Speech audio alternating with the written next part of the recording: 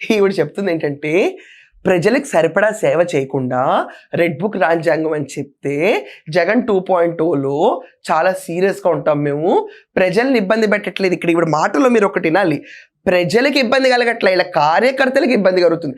కార్యకర్తలు ఎలాంటి కార్యకర్తలకి? గంజాయి కార్యకర్తలకి. ఎలాంటి కార్యకర్తలకి? రప్పరప్ప కార్యకర్తలకి. ఎలాంటి కార్యకర్తలకి? రూల్స్ అండ్ రెగ్యులేషన్స్ వైలేట్ చేసిన కార్యకర్తలకి. మిగతా వాళ్ళు ఎక్కడ జరగట్లేదు కదా.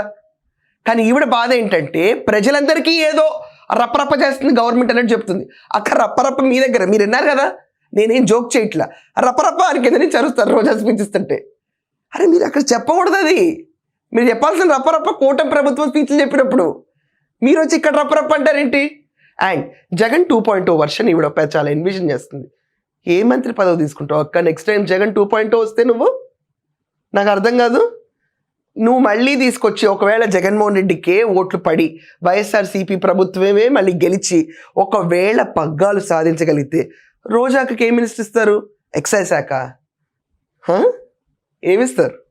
స్పోర్ట్స్ మినిస్టర్ ఇస్తారా? టూరిజం మినిస్టర్ ఇస్తారా? అసలు వస్తారా? అసలు నీ పైన కేసు ఎందుకు స్పీడ్గా పోవట్లేదు?